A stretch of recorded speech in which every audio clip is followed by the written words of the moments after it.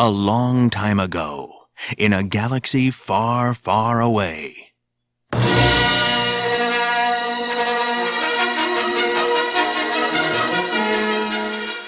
After countless battles among the stars, the Rebel Alliance succeeded in driving the evil Galactic Empire into a distant corner of the galaxy.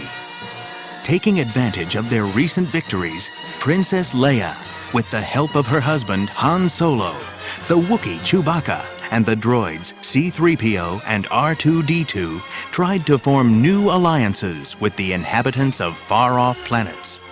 One day, Princess Leia summoned the tall golden droid C-3PO to her chamber. 3PO, I've just contacted a race of creatures known as Givens. They live on the planet Yogdul, and they are interested in joining the Alliance. Oh, Princess, that's delightful. But there's one problem. The Givens worship science and technology and prefer to deal with droids. Because of your diplomatic skills, they have specifically requested you to represent the Alliance. 3PO bowed as low as his mechanical body would allow. Your Highness, I would be delighted. That night, 3PO met Princess Leia and the droid R2-D2, along with the famous star pilot Han Solo and the giant hairy Wookiee Chewbacca at the space dock. Han Solo hurried everyone aboard his ship, the Millennium Falcon. We've got word that the Empire has discovered our mission. They may try to stop us, so we'd better hurry. Oh, yes, sir. I agree. We should make all haste to... Get a move on, Goldenrod. Hustling 3PO into the ship, Han Solo activated his sublight drive, and the Millennium Falcon blasted away. But as the ship rocketed through space, alarm bells sounded. A powerful Star Destroyer, the most terrifying ship in the Imperial fleet, was bearing down on Han Solo's small freighter. The Millennium Falcon's engines strained as the star pilot tried to escape the Imperial trap. Han! That Star Destroyer's gaining on us! And now 4 TIE fighters are coming up fast! Just as Leia spoke, 4 of the small TIE fighters launched from the huge Star Destroyer and sped toward the Millennium Falcon, firing their turbo lasers. Oh, we're doomed. Not if I can help it. As Chewie took the controls, Han activated one of the ship's turret guns. The TIE fighters roared around the Falcon, blasting it with laser fire. In the cockpit, Leia and Chewbacca had trouble controlling their battered ship. Han, those fighters are blasting us to bits! The shields are failing! Don't worry, I've got things under control. I hope. As Han fired desperately at the TIE fighters, C-3PO and R2-D2 took refuge in the cargo hold. Oh my, all this shaking, I'm doomed. Well, of course I'm concerned about you too, R2, but you're not as important as I am. Aboard the Star Destroyer, the Imperial captain calmly prepared his weapons. Energize ion cannons. Prepare to fire. With terrible force, the ion cannon shot a beam of energy at the fleeing ship. But just as the blast struck, Han Solo swerved away. Most of the blast was deflected, except for a small bit of energy that struck the cargo hold where C-3PO was sitting. Suddenly, bolts of energy crackled around the helpless droid. Oh my! Oh my! I feel strange. The blast made Han Solo furious. Hey!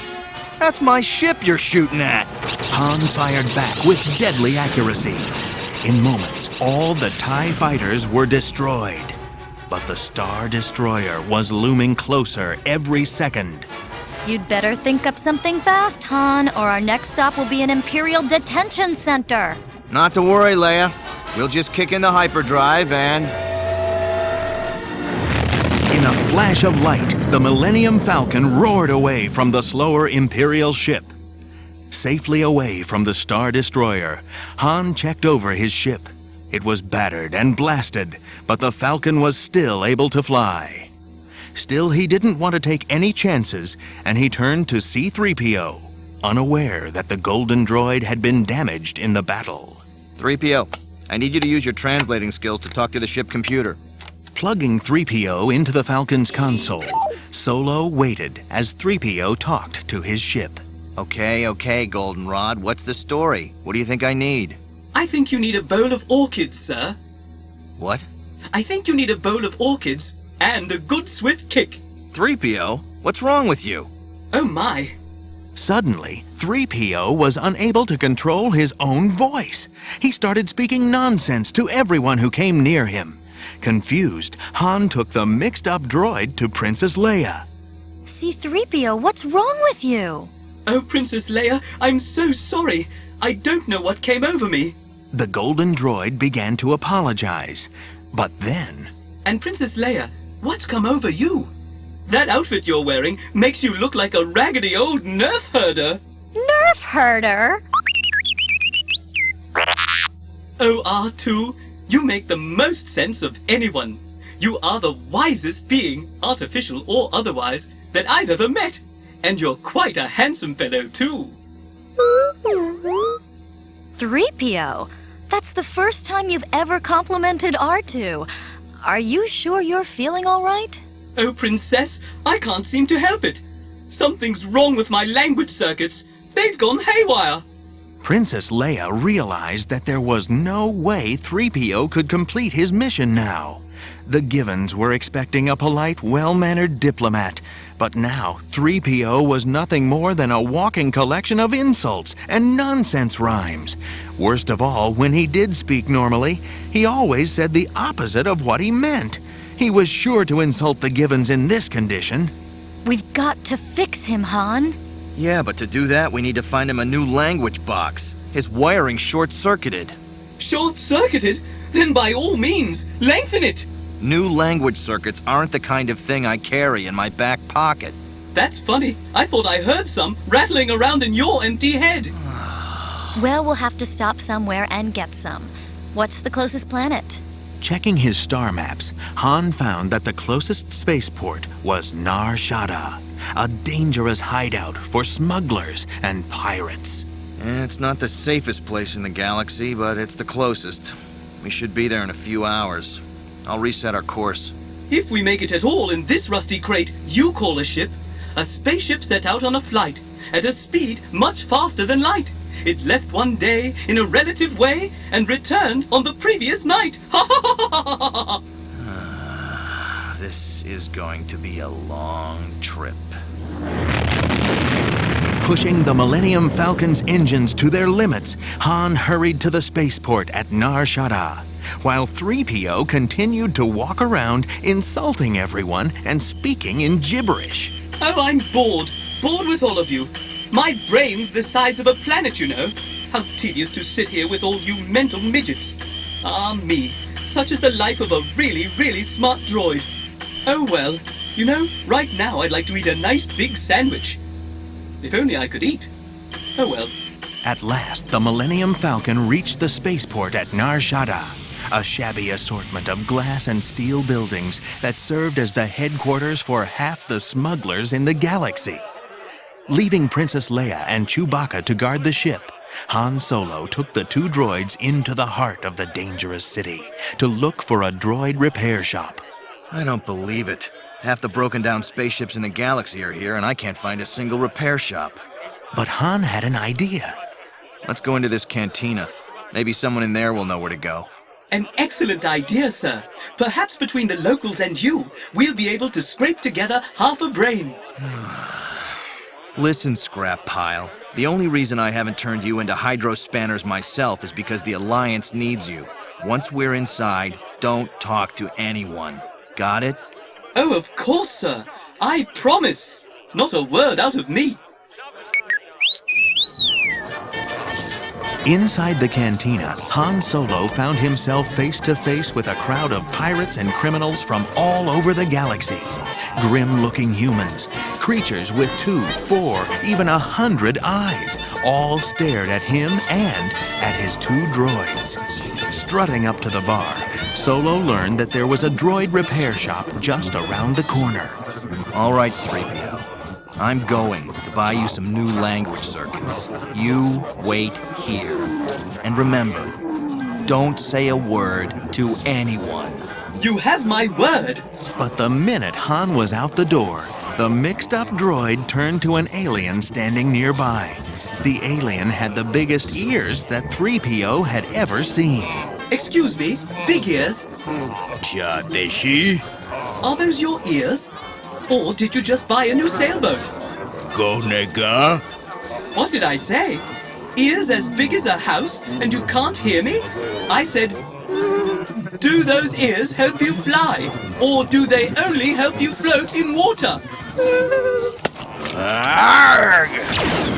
Roaring angrily at the insult, the alien smuggler drew his blaster and opened fire. R2 crammed himself into a corner for cover. 3PO ducked beneath a table, narrowly avoiding the laser bolts that whizzed over his head. You missed me. Too bad your eyes aren't as big as your ears. The alien continued to fire, coming closer and closer to the hiding droids. Just as the creatures zeroed in for the final shot, Han Solo appeared. In one hand, he held a brand new set of language circuits. In the other, he held his blaster, aimed at the alien smuggler. Ooh, that looked like it hurt. Han tried to hurry the two droids out of the cantina, but the injured smuggler had friends, and now those friends started after our three heroes, blasters blazing. You can't outrun them. 3PO and R2. You make a break for it while I cover you. I'll stay with you, Master Solo. Why, I can handle these ruffians with one servo tied behind my... Get out of here! Obeying Han's orders, the two droids hurried out of the cantina as Han remained behind, filling the doorway with blaster fire. 3PO and R2 scurried down a side street, where R2 wheeled himself back into a shadowy alcove. Go back to the Falcon? Of course we aren't going back to the Millennium Falcon. I haven't been repaired yet. I don't care what Master Solo said. I just have to fix myself then. How? Well, by taking that hover skiff. That's how. Across the alley, the two droids spied a hover skiff, a flat flying device built especially for droids. Because his circuits were scrambled, 3PO thought nothing of hopping aboard and taking the skiff. Poor R2-D2 waddled aboard just in time as 3PO activated the engines and blasted off. Wahoo! Unfortunately, some of the smugglers spotted the escaping droids. Bent on revenge, 4 of the space pirates hopped onto their lightning-fast speeder bikes and raced after them, flying through the city at incredible speed. In his mixed-up condition, 3PO drove about as well as a drunken Gamorrean cab driver. The flying skiff wobbled as the angry smugglers grew closer. See them? Of course I see them! Just then, the smugglers activated their lasers and began firing on the fleeing droids. What am I going to do? Perhaps I'll order lunch. Or maybe have a nice oil bath. Or maybe I'll do this! Daringly, 3PO steered his flying craft down among the tall buildings of the city, ignoring the terrible danger of flying among the steel canyons. Oh, R2, isn't this grand? Here's a riddle for you. What is the tallest building in any city? Why, the library, of course. It has the most stories. The mixed-up droid zipped down narrow alleys, barely wide enough to fit our two mechanical heroes, as the skiff scraped the metal sides of the buildings. Crazy? I never felt better. Hold on! A young girl on the planet of Crete was so unbelievably neat. When she got out of bed, she stood on her head to polish the soles of her feet. Suddenly, a low bridge loomed ahead of them, threatening to knock both droids off the flying skiff. At the last minute, 3PO turned on his head by turning the ship completely upside down. Clinging for dear life, the two droids passed safely under the bridge. Unfortunately, the same could not be said for all the smugglers, As they tried to get under the bridge, two of the pirates slammed together and fell to the ground far below. Look out! No, you look out! That left two pirates still chasing the droids, and they were gaining. Meanwhile, back at the cantina, Han Solo had troubles of his own. The smugglers at the cantina had pinned him down. Smoke and laser fire clouded the room, blinding Han. Desperately, the space pilot reached for his comlink. Chewie! Leia! Come in! Come in! Can you hear me? Aboard the Millennium Falcon, the Princess and the Wookiee heard Han's urgent distress call. I got the language circuits, but that gold-domed misfit started a shootout. I need help. Instantly, the loyal Wookiee Chewbacca fired the Falcon's engines and raced to save his friend. On the other side of the city, R2 and C-3PO were still being chased by the smugglers, who slowly gained on the two droids. R2 was growing nervous. Is that so? Well, if you think you can fly any better, just try it. C-3PO thrust the control stick toward R2, but instead the squat little droid plugged his computer inserts directly into the flying skiff's control panel, giving him complete control of the vessel. Suddenly, the little skiff jumped and spun as if it were alive. Whoa! Slow down, you misprogrammed pogo stick! But R2-D2 had a plan. Making a sharp right turn, the barrel-shaped droid aimed the ship directly at a huge steel wall. Hey, where's he going? Crazy little droids heading for the side of that building! He's not crazy, you idiot! I am! Activating the accelerator, R2 picked up speed. The little ship became a blur as it raced toward its own destruction. Oh my, and I thought my circuits were scrambled. Snap out of it, R2! We're going to crash! The two droids were only a few feet from the building. At the last minute, R2 pulled the little ship upward. Narrowly avoiding the wall, the skiff rocketed straight up with so much force it strangled C-3PO's remaining voice circuits. Oh! You're squishing my head! It feels marvelous! Below them, the angry smugglers had an even worse problem.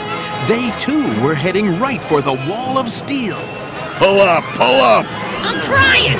I'm trying!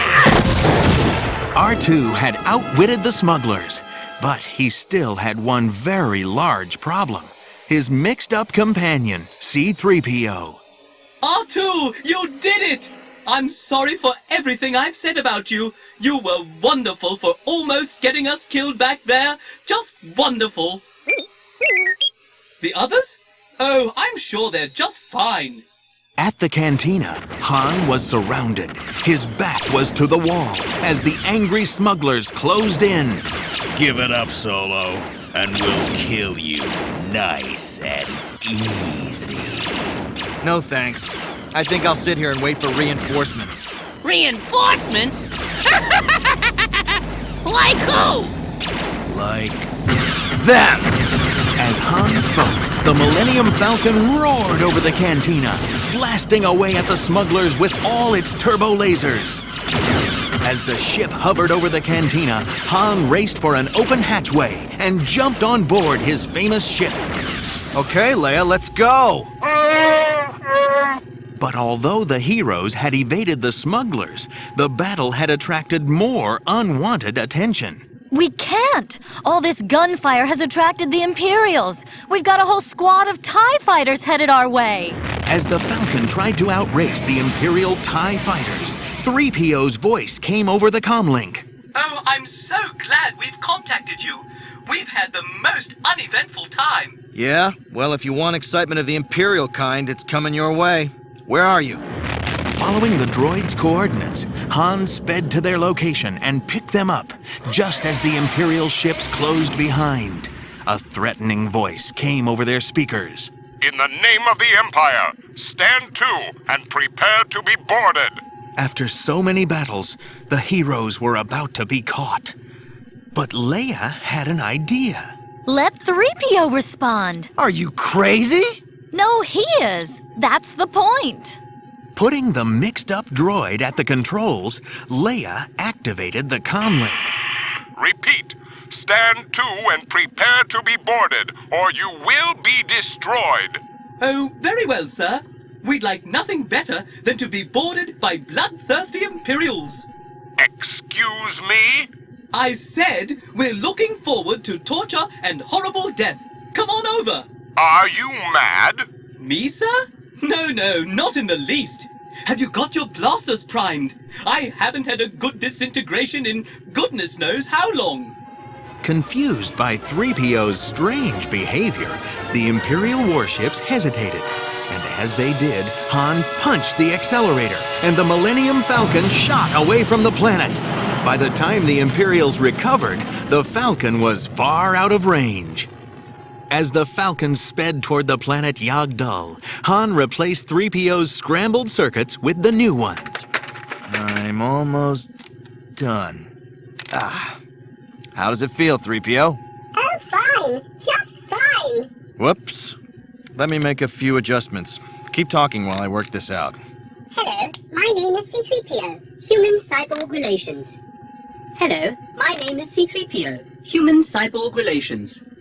Hello, my name is C-3PO, Human-Cyborg Relations.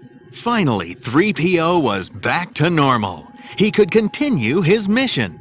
The ship reached the planet just in time for their meeting with the Givens. As Han, Leia, Chewbacca, and the droids arrived, the Givens greeted them with a huge and elaborate celebration. As the heroes waited for the celebration to end, 3PO could not help putting in a few words. Oh, this greeting ceremony is fascinating. It goes back thousands of years, you know, to the first Given city. Uh-oh. Do you think 3PO's voice box is still damaged? No. He always talks that much. Visitors were treated like royalty. Oh, if only I could eat.